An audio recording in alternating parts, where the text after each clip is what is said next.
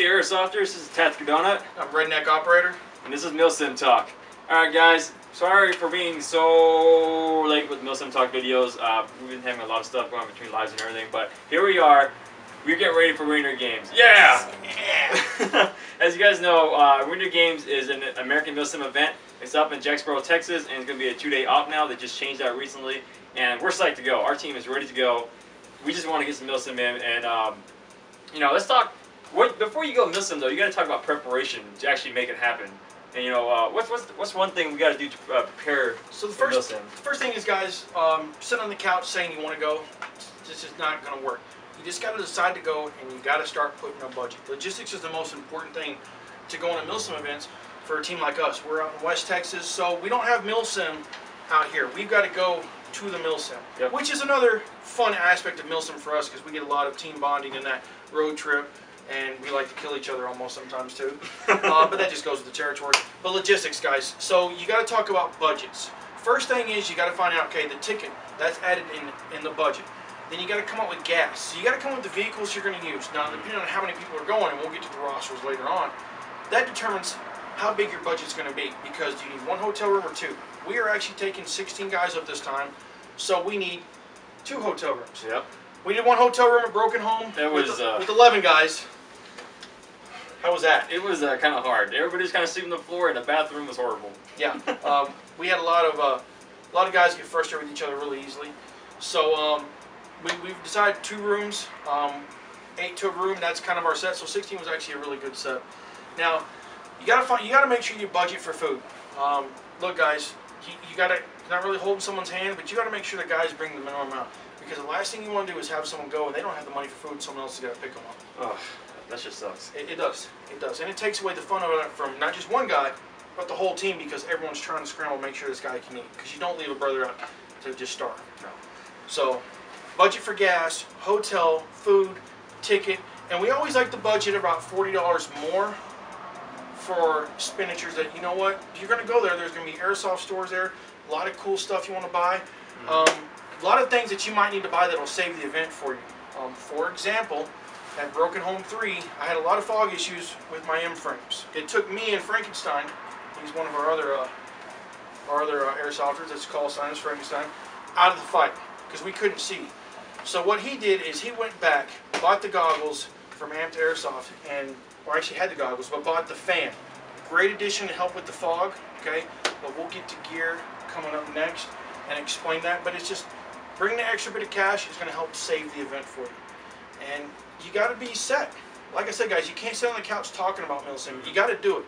And if you really want to make this happen, it's getting off your rear ends and just making sure that you get motivated and you get guys to do it. Okay. So logistics, it's very simple. Have a couple guys work on it. You do the budget, have him do the budget, and do it separately. And then you come together and you compare numbers. Having a couple eyes on it is really important. That's what we've done on the last 2 events, and coming up on our 3rd Milsim event. We're going to do it again, and it seems to be working out well for us. Not saying it's the right way to do it for everyone, but it works for us, and it's just another thing that we can do to help the community out and with our logistical side. So, Tom, yep, you want to talk to us about the gear? All right, gear. So, as everybody knows, last year at Reindeer Games, it was cold. It snowed. It was a freak storm.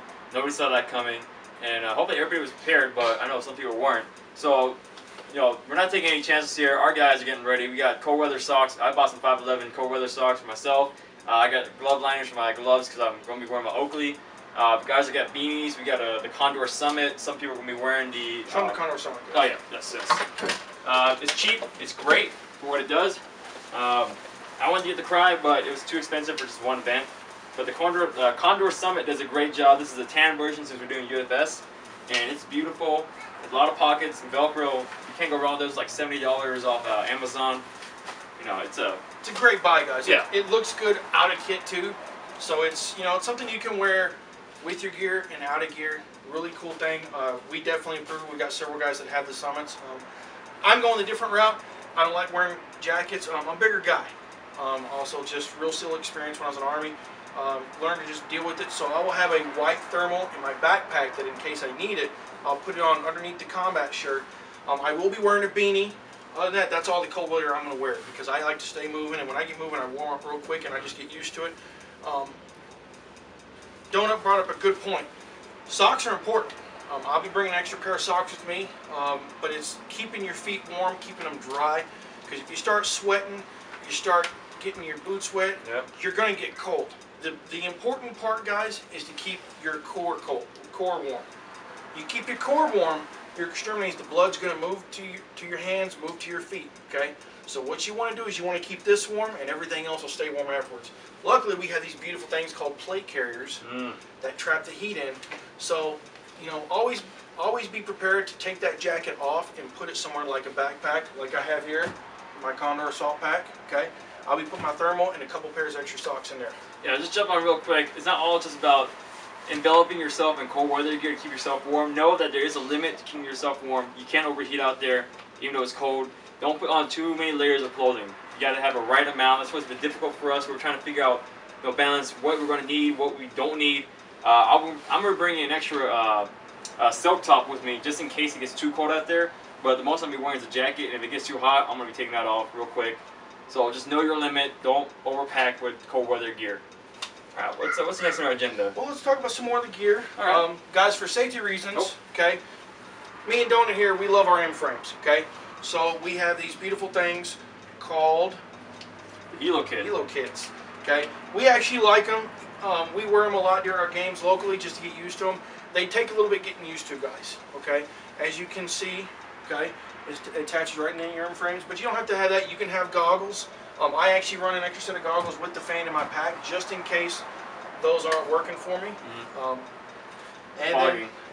For fogging. Yep, Broken Home 3, we had a lot of issues with fogging. As you guys know, with Milsim talk in our video, the gameplay video. So we've been looking at fogging solution. Here is Fog Tech. This is a bottle. We'll get to wipe the bottle. We tested this last Sunday with the Helo Kit, me and a couple guys, and it worked fantastic. I had no fogging whatsoever, and it was cold while it was raining at the same time. So we got to test it in adverse weather. It works pretty well. Redneck here tested it up in Cloudcroft. It was cold as well, and he got something else. I've got cat crap, guys. Now, JP from American Milsim, he suggested cat crap. I want to thank JP because it works great. We went to Cloudcroft. It was cold. It was already foggy, so I knew right away the perfect conditions to threw it on there. I still had a little bit of fog, but not as bad to where I couldn't see. And if I stopped long enough to just catch my breath and allow everything, it would unfog rather quickly. So this really helped out. These two things, they're really quick and they're really simple. And I dropped it. Very easy to drop. Don't lose it. It's around here somewhere. But it can go in your pack. You can go in your gear. As you can look right here, I keep mine in my little admin pouch on my cryo chest rig. Okay, and boom, pops it in there. Got a couple of rags in there I keep in there so we can dust it out. All right, guys. So the next thing we're going to talk about, comms are very important. Let's just face it. It's one of those things that can make or break a Milsim. Our team, we like to use the Bale Fangs. Tom here, he has the compacts. Okay, very good piece of equipment, guys. I like them. I actually have Liberator 2s. Unfortunately, they're not on the table because they're being shipped back to TCI. I had to get them repaired. I like them because I get the good quality sound without putting an earbud in my ear. Because I like, if we're going to be sneaking on with someone, I don't want to get wear position because someone hears it like on this little mic. Now this mic's pretty good. Code Red does have some additional hand mics, okay, that you can plug in a little headphone set and put in your ear. A little bit more expensive, but it's actually a pretty good little piece. But this works for us for right now, and since I'll be running a platoon leader position, this is gonna work just fine for me. Good set of gloves, always important. Okay, you want to keep your hands dry, and warm weather cap, little beanie. I'll actually be using a beanie this year at Reindeer Games. Okay, so you know, it's very important to keep yourself warm. And this little piece of thing. Sorry guys, so many people forget to bring these. They downplay the importance of it. But how many times have we had a jam in the field? It happens. My Celsius, we had a BB shatter was in the hop-up unit, and had to get out of the field real quick just because I didn't have my jammer with me, so I'm gonna bring mine as well. Definitely something to bring. It can happen anytime. And yeah, put it in your pack, guys. You know, and it's right there, and it's one of those things you really don't want to leave without, guys, because if you get a jam, this is how you're going to fix it. And unfortunately, your fob may be, heck, it may be half a mile, maybe a mile away from where you're playing, and you have to disengage from the game and miss a lot of game time and walk all the way back, then walk back in, and then you got to find your team. Yep, and you just left your team behind there, just down a man. Exactly. Yep. Got a couple other gear you want to talk about, right? Yep. I'm gonna go with the rocket launcher right here. So we were debating the rocket launcher because I believe it says like a 15-foot kill radius, stuff like that, right? It's 25 25? Alright, my bad. But with the rocket launcher, we decided not to bring it simply because we're Reindeer games. There's going to be no vehicles. It's not a vehicle-oriented game for the AO. So we'll be saving this for the future games, Broken on 4, etc., etc. It's great though, but it's not something we need because this is extra gear. We got to carry extra weight. For sidearms, I do have my KWA MP7, but I will not be using this as a sidearm. It's just right now it's too much for me carrying. I don't have a holster for it, and because it is going to be cold, gas isn't going to be as efficient. Gas blowback, as you see, this is the KJW P226.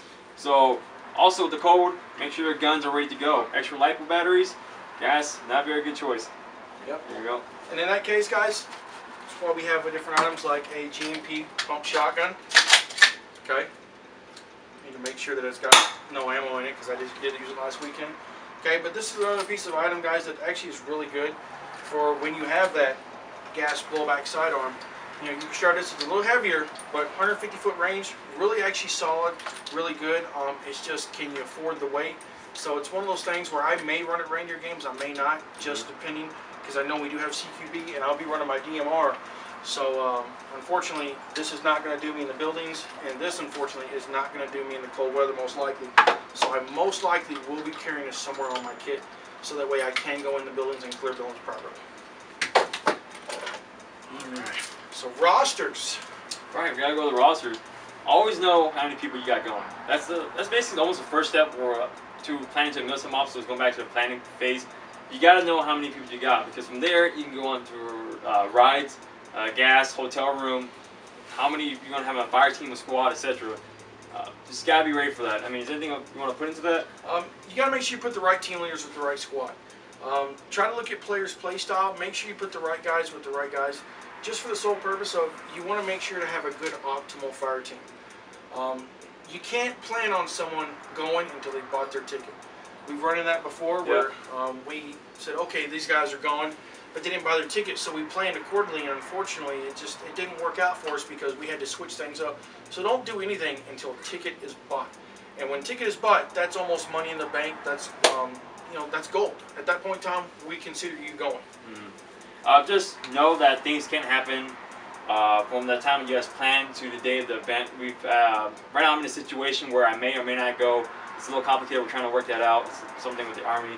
But, you know, just be prepared for that. Have a plan B. Make sure you guys, like, another vehicle ready, another driver. You know, you just got to make sure you are ready to go. Don't want it to fall apart last minute. Yeah, it's being able to adjust fire, guys. That's really what it is. And that's Milsim in general. When you get into a game, adjust fire and make the right moves. And really, guys, the right moves are just making a move. If you stand back and don't make any move in Milsim, you're bound to get shot up. And it happened as a broken home. You know, taking too much time to make a tactical decision, and we end up getting blasted because we took too long. So last thing we want to talk about is op orders. So guys, these usually don't come down until probably a week or two before the game. Sometimes a little bit more, just depends. AMS staff is very busy. They just finished Faded Giant. So it's always, you know, we got to work with, you know, they've got it, they're doing as much as they can, so we got to just wait till we get it. So in the meantime, you can work on op orders within yourselves, setting up your fire teams and getting everything set up so you know how the squads are going to run. I'll be running a platoon up at Reindeer Games. Got 6 squads, right? Six fire teams? So we split up into 6 fire teams. Each fire team is doing something different. Really good group of guys who work well together. And you know, today they did release the op order, so I am awaiting that from Top or Dan Arkey, who's ever going to get it down. We're going to have a good time. You know, it's Milsim, so the guys know I'm going to be barking orders, I'm going to be yelling. Night before hotel room, I'm going to be giving a good little briefing. Just making sure the guys are taken care of, because as a leader, you got to make sure your guys are taken care of. Making sure they're drinking water throughout the field, because that's important the night before. Guys, I'm a beer drinker, but I'm going to tell you right now, it's one of the things you want to stay away from like a couple days before. Yeah, there's guys who are going to disagree with me, but guys, we sweat with all this gear on. It's good to be hydrated. Hydrated a couple days before, there's nothing wrong with it. Save the celebration beer for afterwards. But even then, you know, Kool-Aid and water, guys. That's what it's about. Kool-Aid. Kool-Aid. What's your favorite Kool-Aid? I actually like tropical. Tropical? Tropical is good. You know, I can get behind a little bit. I'm a black cherry guy myself. Oh, I never had that before. Oh, yeah. I want some now. You want some now? Yeah, or beer. What about Kool-Aid and beer? Shoot, why not? I'm in. Alright, so guys, we're going to move on to our next segment. Alright guys, so the next thing I want to talk about, we have a little tradition on our team. Doesn't have to always be like the other team, but it makes it a little more fun, makes it worth it. So we have two traditions. I'm going to let Tom talk about the initiation tradition, which I hope he does share the video because it was very I will share the video. very pleasing to the eyes for me. So the initiation of when we bring on a new member, and we'd like to introduce our new member. Rob. He's camera shy, guys. It's okay. He just came in from Germany, so he's here with us. He actively communicated with us by finding one of our YouTube videos, and here he is now as part of the team. He's a great member, awesome guy, and we did do the initiation. Our initiation tradition here is we normally put them up against the wall, and we don't care. No, we have them face their back towards us, and we just basically line them up with our airsoft guns, you know, safety and everything. But that's basically our tradition. That's how I got in, you know, by Redneck and everything. They shot me up in the back, and we got this guy pretty well. And I'll definitely share that video as well. It does seem a little brutal, guys. We usually try to keep it with the pistol or the shotgun. This time we use the beautiful awesomeness that Tom here has. And we try to shoot for the midsection. It's the rear end. What else you want to call it? So we try to shoot for the rear end. It's a nice little fun gag that we all have. It's just something that Mike started with me, and we've carried it on throughout the team. Doesn't mean you guys have to do something as barbaric as we do, but it's just our tradition, and it was very fun welcoming you to the team. It was a good time. Now the next tradition we have, guys, is call signs. Okay, we don't allow our guys to pick their own call signs. We choose their call signs, and their call signs come from after they attend a Milsim event. Basically, what it is that's their badge of honor within our team. So when they actually attend a Milsim event, we actually give them a call sign. Now the entire team that's there, actually deliberates, and we discuss what call sign fits him. Of course, with Donut, Tactical Donut, Redneck Operator, we've got a couple of our guys like Diabito, Gucci. I love Diabito. That's Diabito. You know, or Dud. Dud. You know, we've got guys. We've got a couple guys who have call signs already chosen for them, pre-chosen just because of who they are. I.e., Ethan. That's right, my bud. You already have your call sign name. We just can't give it to you until you do an Milsim event. So until then, you're just plain Rob. Just plain Rob. Just plain Rob. I think next time we should change the initiation to waterboarding. I'm just saying. I would like. I'm down for that. You're down for Because I'm not going to be the one doing it. But if we do that, then I think we have to have everyone else waterboarded. Ooh. Everybody on the team. Well, almost everyone on the team. Me and Donut, we have free passes. Everybody on the team. We'll consider it. Anyways, I appreciate you guys watching this. I hope you guys enjoyed this Milsim talk. Like I said, we apologize for taking so long to push out the videos. But anyways, we'll work on this consistently more often now and everything. Anyways, this is Tactical Donut. Rob. Redneck Operator. We're popping smoke. We'll see you at Reindeer Games 13.